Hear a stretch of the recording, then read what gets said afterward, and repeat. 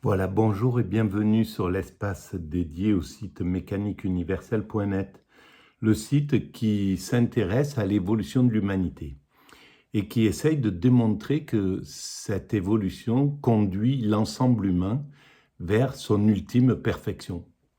L'humanité est toujours parfaite au présent tout en étant perfectible jusqu'au moment, parce qu'elle ne peut pas être autre chose, c'est comme un, un bébé est parfait en tant que bébé, mais ce n'est pas un enfant. Un enfant est parfait en tant qu'enfant, mais ce n'est pas un adolescent. Un adolescent est parfait en tant qu'adolescent, mais il deviendra un adulte responsable, etc. Voilà. Donc, on est toujours parfait parce qu'on ne peut pas être autre chose que ce qu'on est. Pour l'évolution de l'humanité, c'est exactement la même chose. L'humanité est parfaite là parce qu'elle ne peut pas être plus évoluée que ce qu'elle est. C'est dans son processus. Mais par contre, elle est perfectible actuellement et elle sera perfectionnée et dans un siècle, elle sera différente et dans 2 siècles, etc., etc. Jusqu'au moment où elle atteindra un état de perfection indépassable. Elle aura atteint son seuil de perfection. Mais c'est peut-être aussi comme un petit peu un aigle, avant de devenir un aigle ou je sais pas, un gnou, n'importe quel animal. À un certain moment, il atteint un seuil de perfection. Mais avant, il est passé, il a fallu des millions d'années pour atteindre cet état où il est dans une fluidité avec l'élément, il est dans un état de perfection avec l'événement, comme une baleine dans son milieu. Mais la baleine, c'était un animal qui était d'abord terrestre, qui est rentré dans l'eau doucement, qui a appris à nager, etc., qui a dû passer tout un tas d'étapes pour affiner son corps et le rendre le plus fluide et le plus massif possible pour éliminer les prédateurs, par exemple, aussi. Ça a été une façon d'éliminer ces prédateurs. Sur ma théorie, j'essaye de démontrer que les baleines ont déjà atteint l'état de perfection, d'extase, de perfection de l'esprit que cherche à atteindre l'humanité, parce qu'en fait, quand je dis l'humanité va vers sa perfection, c'est une perfection spirituelle. Bien sûr qu'il faudra en même temps que ce soit une perfection technique pour que on soit au fond technologique, pour qu'on soit dans le meilleur des mondes possibles, mais pas au sens orwellien, dans un monde vraiment adapté pour que l'homme puisse vivre comme un paradis, en somme. Ce n'est pas une question technique, technologique, au contraire, on va vers la simplicité. L'humanité, après ce moment intense de technicité, de technologie, etc., reviendra, à mon sens, obligatoirement à quelque chose de beaucoup plus humain, à l'échelle humaine, pour que l'homme n'ait pas besoin de travailler tout le temps pour entretenir une mécanique qui sera trop... Euh, qui prendra sa tête, quoi. On va vers un monde où l'homme comprendra qu'il ne faut pas qu'il se prenne la tête, qu'il faut que les choses soient et atteignent une perfection écologique, qu'on tire l'énergie du soleil, du vent, voilà, qu'on n'ait plus d'impact négatif sur la planète, mais qu'on soit à une échelle humaine. Évidemment, si on construit des buildings, des choses comme ça, il faut du monde pour entretenir. Non, on va aller vers du durable, quelque chose à l'échelle humaine, et ce qui sera le progrès qui viendra après le progrès technique, une fois que le progrès technique aura atteint son seuil, le progrès qui viendra, ça sera un progrès de bonheur. Ça sera, on développera la meilleure façon de pouvoir être heureux ensemble sur cette planète, de façon universelle. Voilà, selon ma théorie, on va vers cet état de perfection. Donc un état d'une perfection simple, une perfection idéale, mais simple. Voilà. Et alors ça va prendre quelques siècles encore d'évolution, mais on a le temps, hein, on va vers cette chose. Alors, j'étais sur l'écoute de Avec Philosophie, euh, l'émission de France Culture, sur Hegel, le présent, la réflexion sur le présent. Donc je relance la vidéo et comme d'habitude, on écoute et puis je digresse à partir de là vers ma philosophie, pour préciser ma philosophie. Vous êtes d'accord, Emmanuel Renaud, que euh, c'est clair, cette histoire d'Amérique qui est à la fois un événement important, un ensemble, un procès. Alors donc resituons, c'est à l'époque d'Hegel, l'Amérique a été, bon, les Américains ont découvert les Occidentaux et il y a la démocratie qui s'est imposée peut-être déjà à l'époque de Hegel. Et donc, c'est un nouveau monde. L'Amérique est encore en lien avec l'Europe, mais voilà, c'est le moment où elle va s'émanciper, où elle va partir sur autre chose. Processus qui se joue là dans un nouveau monde qui est très important pour Hegel, et en même temps cette idée de Hegel que quelque chose n'est pas important, c'est-à-dire ce que va devenir ce pays concrètement, quelque chose d'autre et bien... Mais alors, bien sûr, et ça peut faire sourire, évidemment, quand on voit ce qu'est devenu l'Amérique aujourd'hui, mais c'est rien. L'Amérique, dans 100 ans, c'est autre chose. Dans 200 ans, c'est autre chose. Donc, Hegel voit de façon globaliste. Il voit l'évolution de façon générale. Donc, de façon générale, c'est juste un moment où l'Amérique est à ce point, mais et là, pour moi, l'Amérique, même si elle est devenue en 40 ans le gendarme du monde quand le communisme est tombé, quand l'Amérique est devenue toute puissante, elle a pris le rôle de gendarme du monde. Et là, il est déjà contesté, mais de manière vraiment costaud. Et donc, je pense que l'Amérique restera pas le gendarme du monde longtemps. Maintenant, la passation de pouvoir à un système universel, l'ONU, ou voilà un autre système, si c'est un autre système qui s'impose, mais je pense que c'est l'ONU qui va être assainie et rendue vraiment clean. Mais donc, ça n'aura pas duré très longtemps. Je pense que dans les décennies qui arrivent, l'Amérique sera obligée de céder la place et de partager le leadership avec l'ensemble de la planète. Parce que c'est ça le but, on va vers l'universel. Et un universel juste. Aujourd'hui, quand le fait que les États-Unis aient pris le pouvoir sur l'ONU en tant que gendarme du monde, en tant que père des nations, en gros, hein, on voit à quel point il y a des limites parce qu'il est injuste. C'est le frère, c'est pas le père, c'est un frère, c'est le frère aîné, admettons, de l'ONU, c'est le père, l'Amérique, c'est le frère aîné. Mais on voit à quel point il est injuste. Il privilégie certains de ses petits frères au détriment des autres. Il laisse se battre ses petits frères et puis il encourage un de ses petits frères à frapper sur la tête de son petit frère. Donc, ça peut pas fonctionner. Il n'est pas juste. Il faut un père juste qui peut dire à chacun de ses enfants, non, tu ne tapes plus ton frère, vous vous raccordez et puis vous exprimez ce qu'il y a, mais je vous sépare et je règle le problème.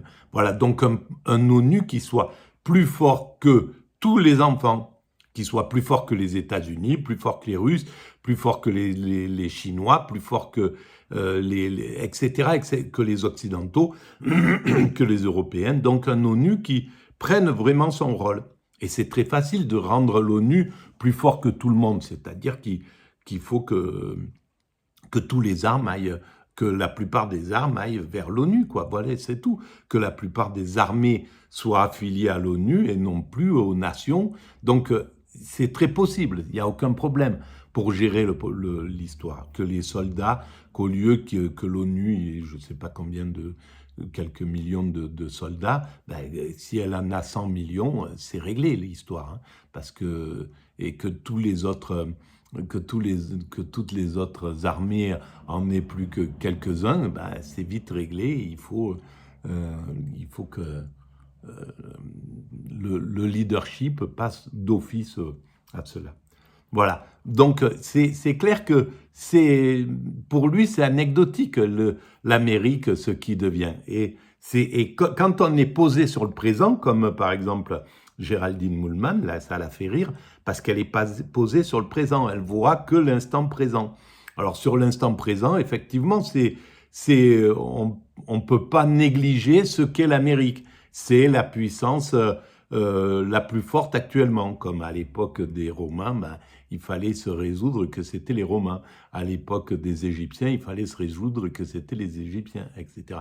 À l'époque des Mongols, il fallait se résoudre que c'était... Voilà. Plus important dans ce présent. Alors, je vous redis, moi je ne comprends pas très bien ce qu'il veut dire. Qu'est-ce qui est important ? Je ne le lis pas exactement comme ça. En fait, moi ce que je comprends ici, c'est deux choses. Premièrement, nous sommes dans une philosophie de l'histoire dans ce texte, et la philosophie de l'histoire, elle ne peut pas traiter de l'avenir.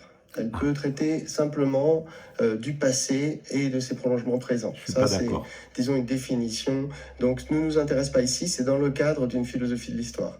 Alors, c'est là où je ne suis pas d'accord. Évidemment qu'elle traite de l'avenir, et même Hegel traite de l'avenir. Pour moi, le fait qu'il pense que l'évolution conduit à l'esprit absolu, eh ben, il traite de l'avenir, c'est-à-dire que dans l'avenir, les problèmes seront résolus, etc., etc. Il le dit peut-être pas aussi directement, mais parce que c'était impossible pour lui à cette époque-là de penser. Et d'ailleurs, il pensait que le monde était quasiment fini, que l'histoire était terminée. Après la Révolution française, on était arrivé, l'Europe était le top niveau de ce qui se passait. C'est le problème de tous les prospectifs. On le voit avec Fukuyama, il dit il n'y a pas très longtemps, c'est la fin de l'histoire. Non, et moi-même, quand j'ai commencé la mécanique universelle, je pensais qu'on n'était pas loin de l'apothéose, en gros, pas loin de cet état de perfection dont je parle. Maintenant, j'ai rabaissé complètement ma visibilité. Il faudra des siècles encore d'évolution.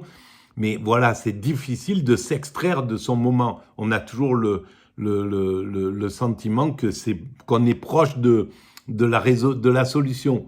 Et là, c'était, voilà. Et en l'an 1000, c'était la même chose. Avant d'arriver en l'an 1000, c'était peut-être, beaucoup avaient l'idée que c'était le grand bouleversement qui allait arriver. Voilà, c'est une...